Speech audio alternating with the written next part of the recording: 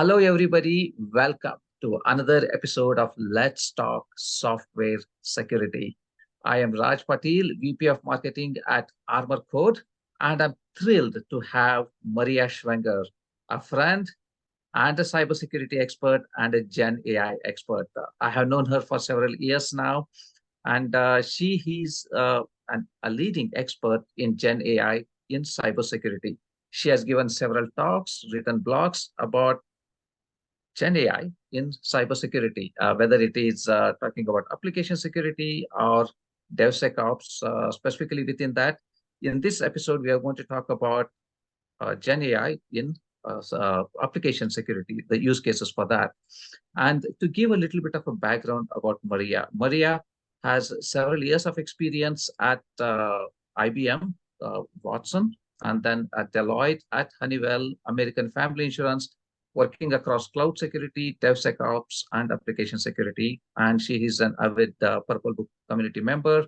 She's spoken at those events and part of creating the scalable software security maturity model as well.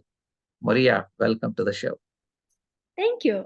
Thank you. And this is a topic that is so close to my heart and so interesting because people were asking about innovation and controversial questions. So let's get started. All right, awesome. Yeah, so I know this Gen AI in cybersecurity itself can be a very, very broad topic, right?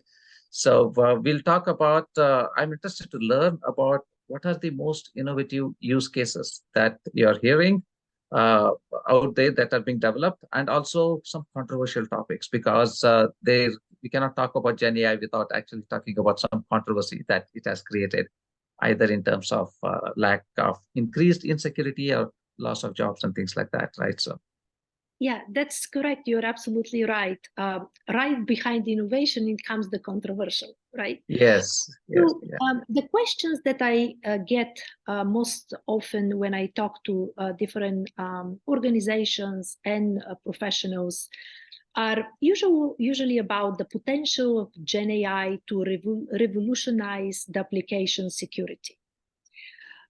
People were curious how to get from beyond the hype, from all this buzz and all this huge competition of the big tech giants to deliver different language models. What is actually useful for me? How I can take all of this big knowledge and apply it to improve my application security or other parts of cybersecurity domain. People also ask about how to create a new AppSec tools, or what are the vendors doing to use GenAI to create new AppSec tools and techniques to keep us in a better safe state to improve the security of our application posture. And of course, everybody brings the ethical implications. What do I need to do if I use GenAI so I will be ethical, fair, transparent?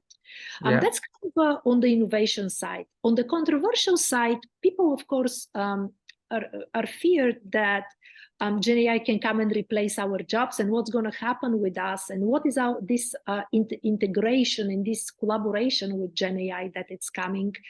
Can GenAI be used for bad, for more sophisticated attacks? And of course, how GenAI should be governed. Should it be governed at all? Is it possible to stop the innovation if we do that or not? These are some of the topics that I usually hear from people as a question. All right. Okay. So now let's double click on some of those topics, right? Now let's talk about the innovation area of Gen AI and cybersecurity and application security, right? So can you talk about some use cases that are popular on Gen AI and AppSec? Well, I, of course, have to start with the developing of more secure applications. This is our base, right? Yeah. Our biggest passion. And of course, there's so many ways to revolutionize the development of applications and the secure way of developing them. Mm-hmm. Of course, a lot of people today talk about secure coding, that GenAI can be used to generate secure code. GenAI can help us to refactor our code. We have, for example, Copilot that can generate code from a description or from example of a code. The GenAI can be used to identify and correct common coding mistakes, and actually not just to find them for us, but also if the developer approves that, hey, go and fix it automatically for me, right? So that's very important. By the way, who likes commenting their code? Why not GenAI go and comment our code? How helpful? Yeah, I know that. Yeah, that's one thing that developers get a lot of flack for, right? Not writing comments. Yes. Yeah. Of course, a lot of use cases around secure testing, generating the test cases for security testing, identify, fix security flows, and actually the ability of GenAI to learn as it interacts with the software and dynamically adjust, create maybe new use cases or correct others. So this is very, very important. And why we are talking about that, why don't we start from the very beginning, meaning threat modeling, right? GenAI can be used to identify and assess potential threats early enough, and actually can help us to generate our blueprints, our templates for secure coding practices. So this is a lot of big implication on the developing more better applications. We also have a lot of use cases around automation. And you know how the way we call it today, we are all aiming for hyper automation with more advanced way of vulnerability scanning. A lot of vendors are working on that already. New way of doing penetration testing, new way of testing our code from within or from outside in a dynamic ways. We also look for GenAI to help us with threat detection and threat response. Anomaly detection based on patterns is a huge thing, threat hunting, incident response. And so these are some of the main use cases people are usually asking about, but there's so many additional things. What about personalizing the security training? Not just for our developers, but just for our entire companies. Generating security documentation, improving communication between security and development teams and operations by enforcing and enlarging the ability of automation and specificity of our tasks. So these are all different use cases that are on the table, and they're all innovative.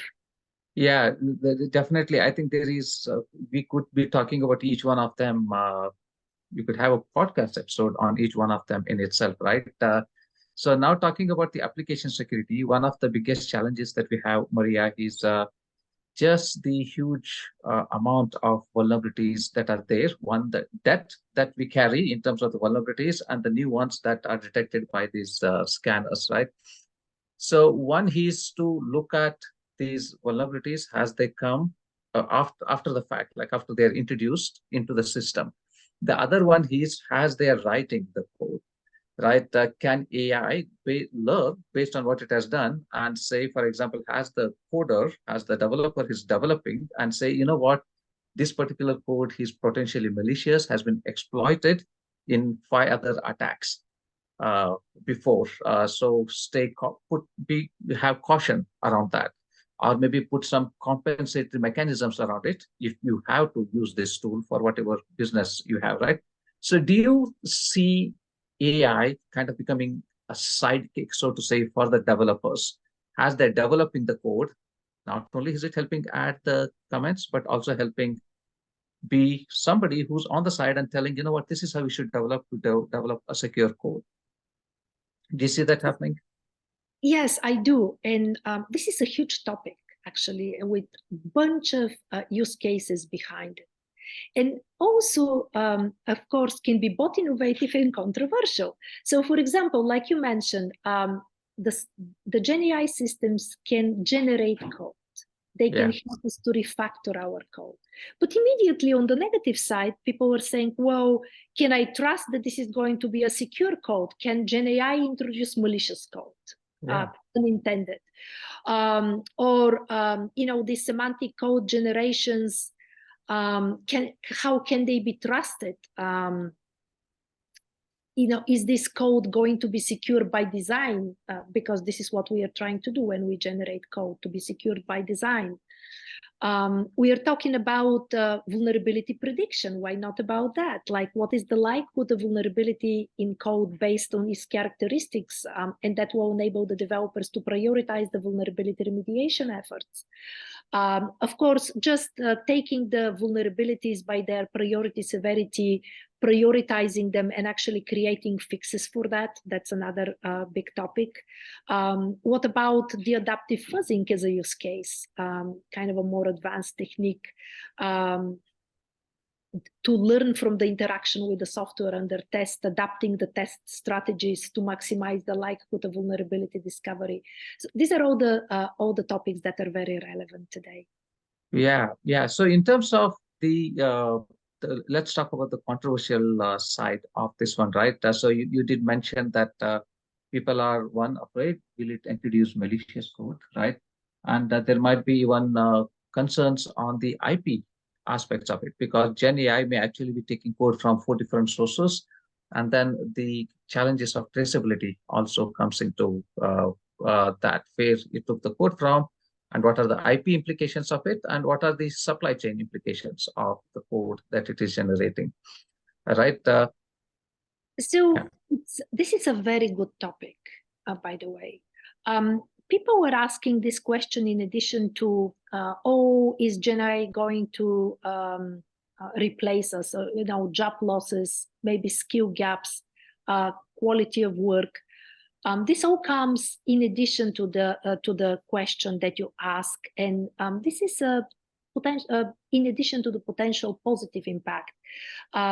We do know that today the bad guys are using GenAI equally to us and against us. So this is something that everybody understands. And part of the problem also comes from an IP perspective, like you mentioned. Okay, the code that is generated, who actually owns it? Is there some type of very complex algorithm that I would create in my company that may be partially generated by GenAI, and then what's going to happen? Is it going to be shared with somebody? So all the privacy and compliance aspects. And this kind of brings us to the one of the other topics. Is GenAI actually have to be regulated? And of course, there's a lot of concerns. People were concerned about the increased attack surface, the misinformation, disinformation, hallucination, job displacement, as I mentioned, all of the weaponization and ethical concerns, right? But in the same time, people realize that, we do need to have this regulation. We need to make sure that everything what we deliver have this human oversight, because GenAI is not ready to replace humans. Absolutely not, right? Yeah. On the other side, companies and professionals are wondering if we put too much regulations, are we going to hinder the innovation? Are we going to stifle the research? Can that have some unintended consequences? Can it push burden on the businesses? I just had a very interesting conversation the other day and planning to write a little blog on that, how Biden's executive order may impact small startups. The small startups are actually worried what the potential impact that can be. And then bigger companies are worried about the global competition. So if we have very stringent requirements today, and how are we going to compare to the development outside of US? Can this put us into disadvantage? Right. Yeah, so I think that is, I think there is a bit of an interplay between some kind of a regulation and the innovation itself, right? So as we were talking earlier, this is a very, very vast area, right? So just one podcast or even a series of podcasts are not going to do it. I think there should be a combination of maybe a few podcasts that we do. Maybe there is few panel discussions that we could be doing on this, and we have our application security conference, AppSecCon 2024, right? There could be series of topics on this particular series of talks on this particular topic, right?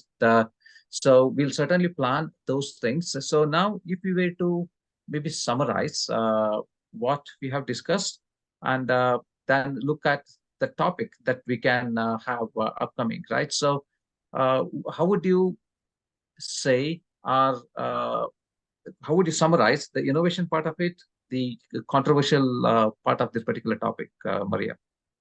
So my final thoughts are around where we are today. We are in this stage when we are trying to go behind the hype. Yeah.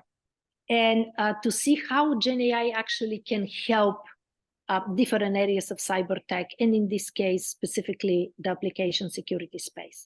There's absolutely no doubt this is a huge application, a lot of use cases, many different areas that we can rapidly improve. Of course, a lot of vendors are coming with different solutions. A lot of companies are looking to develop their own models and go from there. So my I guess call to action is going to be, don't be afraid, experiment. You have to get your hands dirty, and the benefits are there. They're clearly there. So let's see how fast and more secure and transparent we can get to them. Right. All right. Yeah, that's awesome. I think that's the way to do. Anytime a new technology comes, right, there is always a bit of trepidation. Even when the internet came, there were fears about widespread job displacement. If anything, more creativity has come out. The job as we do it may not exist. They since have evolved into something else, right? So I expect the same thing to happen with Gen AI as well. So, Maria, thank you very much for joining us on this particular topic. As we said, this is just a beginning of conversations. When we come back in the next episode, maybe we'll plan a certain panel discussions and LinkedIn live discussions, blogs, and maybe having them in our AppSecOn 2024 as well. Thank you very much for your time. Thank you for having me and for giving me the opportunity to scratch the surface of the topic and open the conversation for 2024. Totally, my pleasure.